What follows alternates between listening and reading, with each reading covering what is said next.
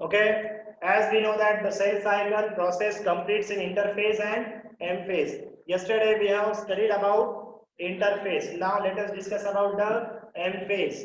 M phase, it is also known as the dividing phase. इसे हम क्या कहते हैं? Dividing phase. ओके, इसे हम डिवाइडिंग फेज कहते हैं, जिसमें क्या होता है? Yes, the equal distribution of cytoplasmic and nucleoplasmic content into the daughter cells.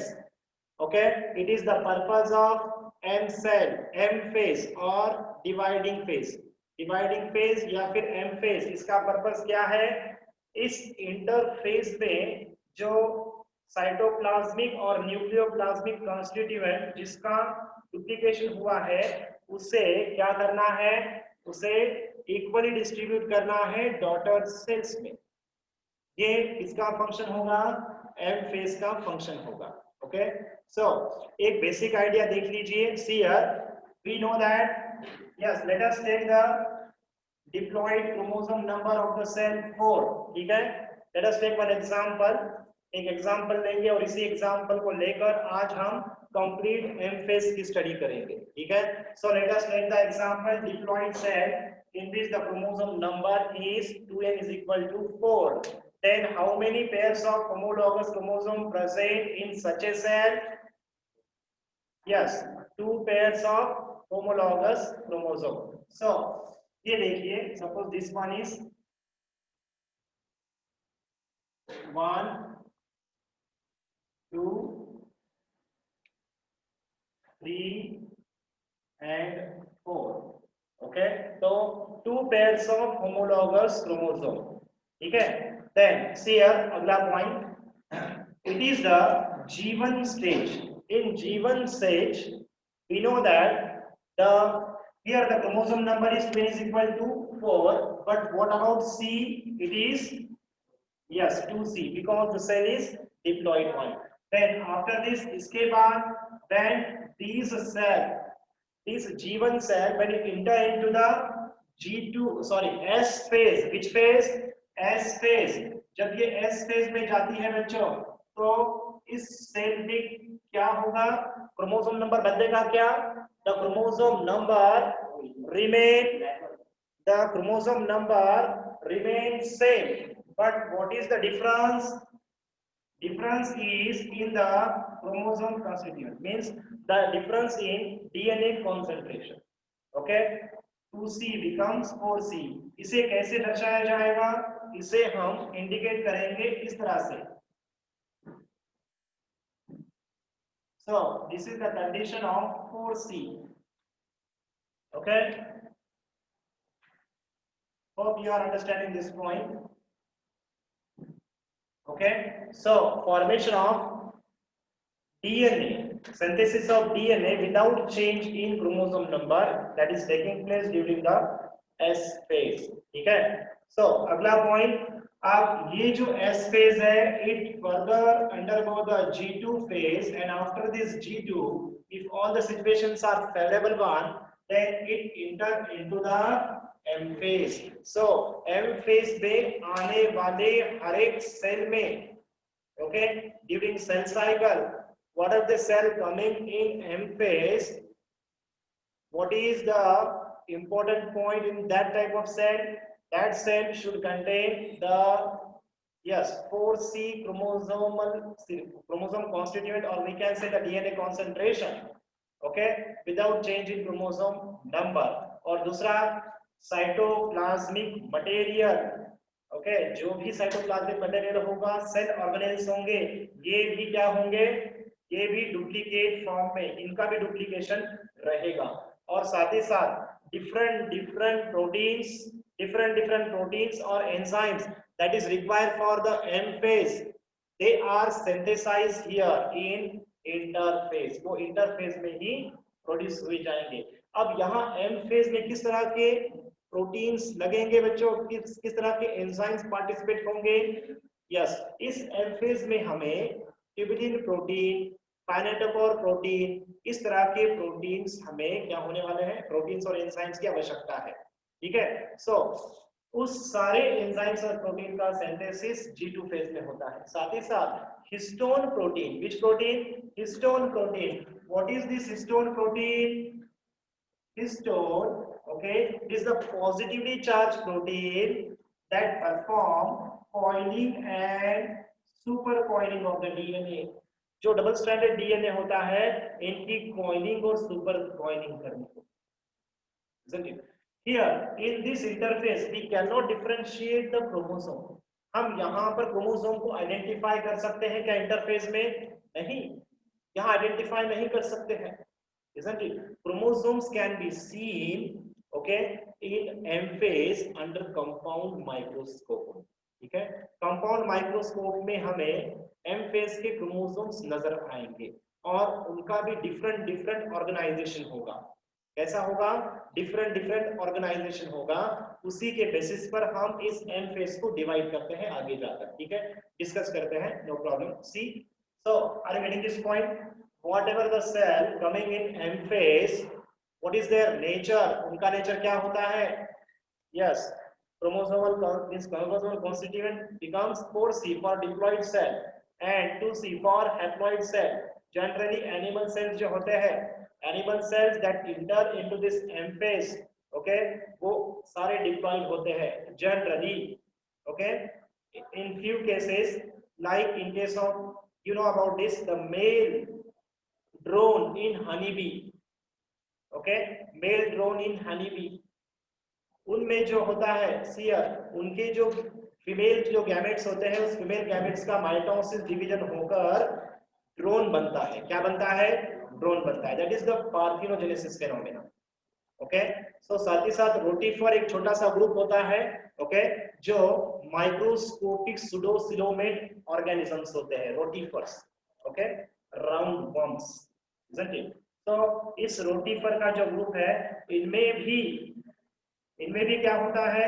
इनमें भी इस तरह का पार्थिनोजेनेसिस माइटोसिस के द्वारा न्यू ऑर्गेनिज्म प्रोड्यूस होते हैं। ठीक है, जो लोअर ग्रुप्स ऑफ ऑर्गेनिज्म है, उनमें हैप्लॉइड सेल में माइटोसिस डिवीजन हो सकता है, but in case of higher groups of organism क्या होता है?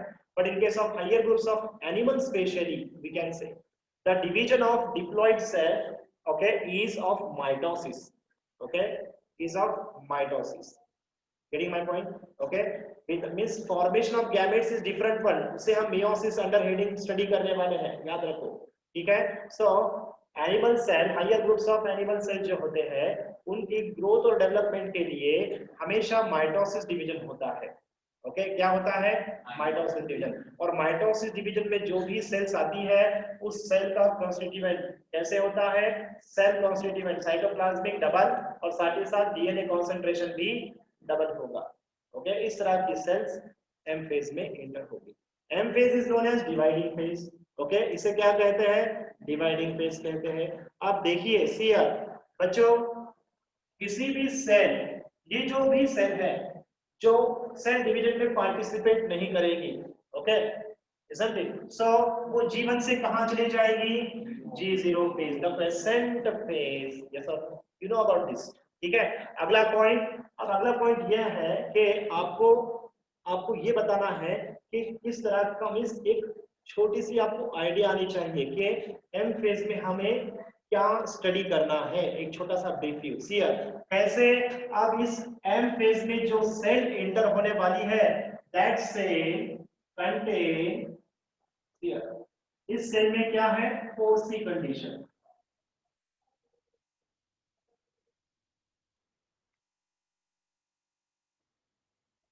ओके, कौन सी कंडीशन है? 4C। ठीक है, ओके।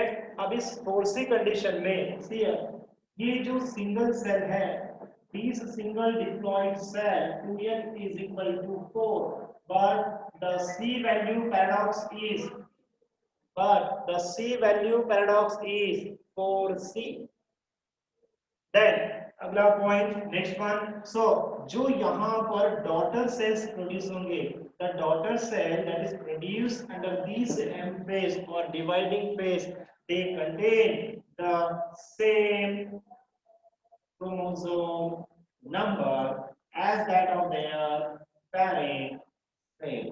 इनके जो पेरेंट सेल में जो क्रोमोसोम नंबर है वही सेम क्रोमोसोम नंबर हमें इस डॉटर सेल्स में नजर आएगा। Now please tell me what is the chromosome number in these two daughter cells. यहाँ पर ट्विन इज इक्वल टू 4, यहाँ पर भी twin is equal to 4। Then what about the c value? 2c again। Now again become the 2c, isn't it? Okay, now this cell is ready. Okay, this cell is now ready to undergo either this again this cell cycle or via G1 phase. They leave the cell cycle by undergoing the G0 phase or quiescent phase, जहां पर metabolic activity चलते रहती है but cell cycle नहीं होगा। Getting this point? समझ में आया बच्चों? So this is the basic idea behind this in studying this mitosis division.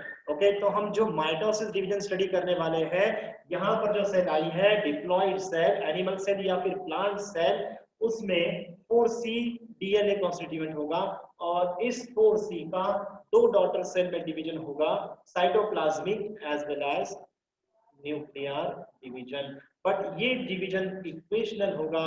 ये डिवीजन कैसा होगा? यस, यहाँ पर equal distribution of cytoplasm as well as genetic material is taking place. समझ में आया? सो हमें डिस्कस करना है कि इस तरह के 4c कंडीशन की फिर से 2c कंडीशन कैसे ये डॉटर सेल प्रोड्यूस होते हैं, ये कहाँ डिस्कस किया जाएगा? M phase. Now we are taking the example of M phase as mitosis division. क्या? Mitosis division. Okay, getting this point? समझ में आया बच्चों? We are going to study about this M phase। हम किसके बारे में स्टडी करने जा रहे हैं? M phase के बारे में। M phase that is the mitosis division। कौन सा division? Mitosis division। Now take the brief idea behind this mitosis division कि ये डिवीजन कैसे होता है, ठीक है?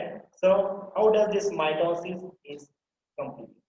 Now this mitosis division we can yes for studying this mitosis we can divide this mitosis into two different steps. First one is karyokinesis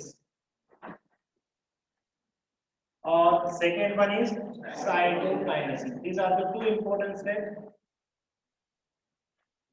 cytokinesis and karyokinesis। karyokinesis and cytokinesis, ये दो stage जब होती है तब एक parent cell के दो daughter cells बनते हैं। ओके, तो पहली जो स्टेप है karyo means the nuclear material, nucleus. Okay, then kinesis the division. यहाँ पर क्या होता है? यस, यहाँ पर क्या होता है? स्प्लिटिंग ऑफ क्रोमोसोम होगी।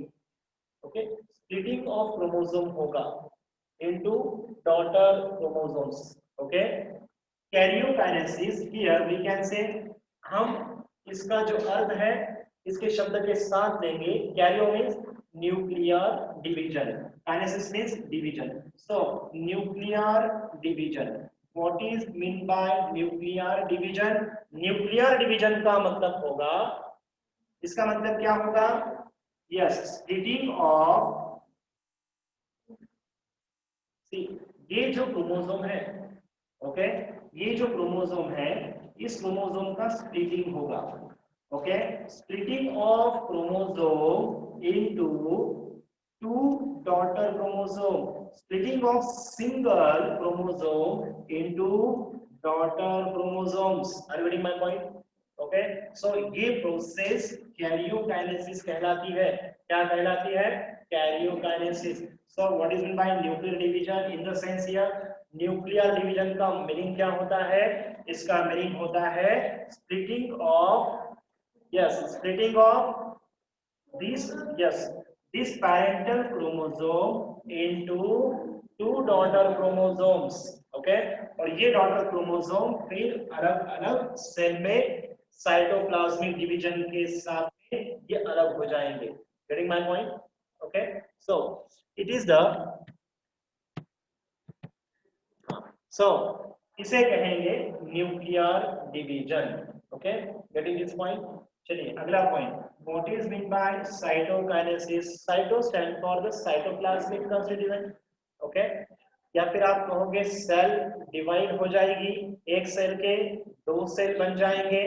Okay, then cytoplasmic division, equal distribution of cytoplasm, and parent cell divides into two daughter cells in cytokinesis. Okay, cytokinesis।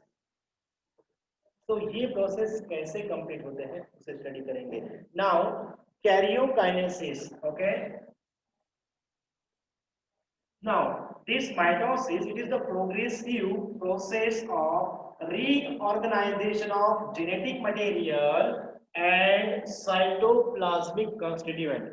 Okay, mitosis में क्या होता है? Here, mitosis इस प्रोसेस में क्या होता है? इस प्रोसेस में क्या होता है? इस प्रोसेस में it is the progressive process of rearrangement of genetic material and cytoplasmic constituent। ठीक है, इन सभी का रीअरेंजमेंट होकर, अच्छे से अरेंजमेंट होकर डिस्ट्रीब्यूशन होगा जेनेटिक मटेरियल का और साइटोप्लाज्मिक मटेरियल का। Getting this point? That is the case. और इसी को स्टडी करने के लिए, इसे स्टडी करने के लिए हम इस कैरियोकाइनेसिस को अलग-अलग फेज में डिवाइड करेंगे।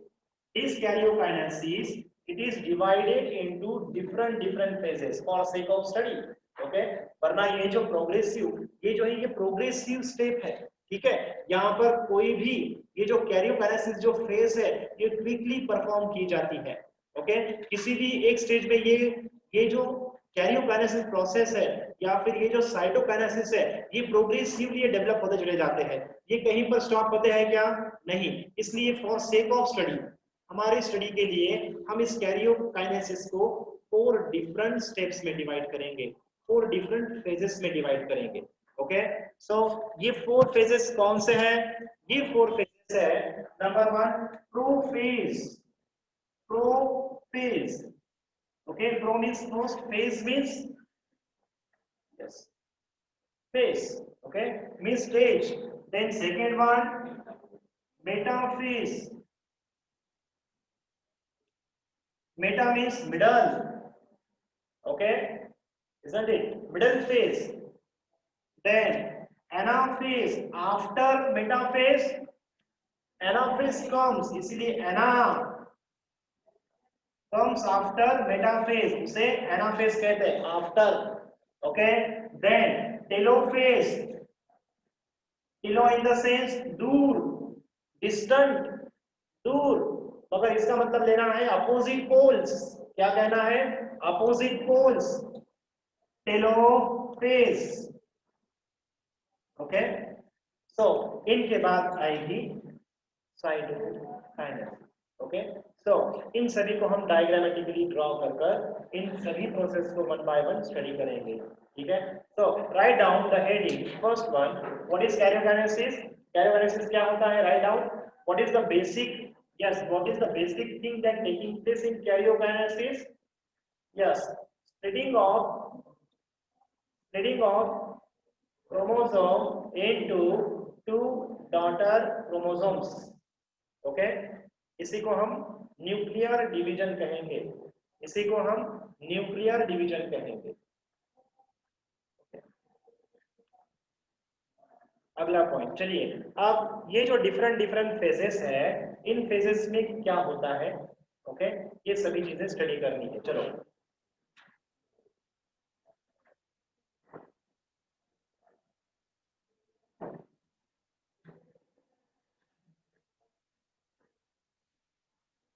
ओके,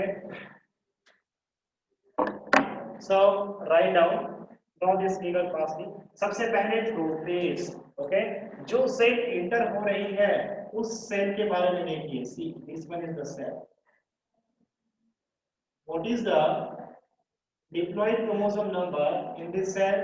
इस सेल में डिप्लॉयड क्रोमोसोम नंबर क्या है? 2n is equal to what we are taking? 2n is equal to 4।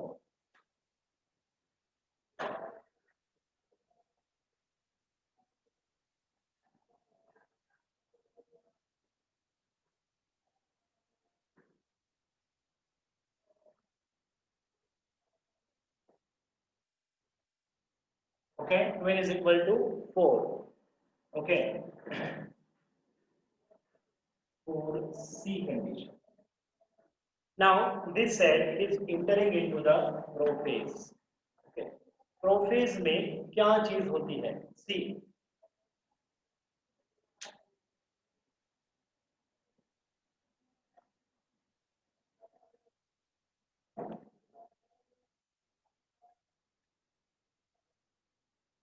Okay, now which type of chromosomes you are observing here? यहाँ पर किस तरह की chromosomes नजर आ रहे हैं आपको? Thread line. किस तरह से? Thread line. Which type of organization of chromosome can be seen here? The thread line chromosomes. और ये जो thread line chromosome आपको नजर आ रहे हैं, इसे हम कहते हैं क्रोमैटिन. क्या कहेंगे? Chromatin. Now this is the prophase stage. In prophase stage, the chromosome number remain 2n is equal to 4 and chromosome constituted is 4c. Okay, DNA concentration is 4c. अब यहाँ पर इस स्टेज में आपको याद रखना है प्रोफेज के कौन कौन से इंपॉर्टेंट पॉइंट्स होते हैं, ठीक है. और सेकेंड वन, इस प्रोफेज में आफ्टर लेट प्रोफेज कौन कौन से यहाँ पर स्टेप्स मींस कौन कौन से ऑर्गेनाइजेशन यहाँ होगा, ठीक है. किस तरह से ये जो क्रोमोसोम्स है वो बिहेवियर करेंगे, इसे आपको याद रखना है. सो क्या होता है यहाँ पर? What is happening here? See in prophase stage, what we are seeing here, this one is nuclear material, nuclear membrane. Nuclear membrane. Then in the cytoplasm, you cannot see or observe clearly the different cell organelles. The different cell organelles, they are not visible here. ठीक है. So mitosis ये जो process है, इस process का meaning ये होता है the thread-like structures, mitose, the thready structures, thready appearance. ठीक है. So यहाँ पर जो क्रोमोसोम हमें नजर आएंगे, कुछ थ्रेड बहुत ही थिन होंगे, कुछ थ्रेड कॉइलिंग सुपर कॉइलिंग होकर कंडेंस होकर बड़े हो जाएंगे. ओके, तो ये कैसे होगा? Flemming point this term mitosis. Flemming ने ये टर्म माइटोसिस सिस्टम को बताया था. माइटोसिस के दो डिफरेंट टाइप्स होते हैं. Okay, exactly. कौन से? नहीं, ये तो दो स्टेप्स है, karyokinesis and okay, isn't it? Okay, so endomitosis and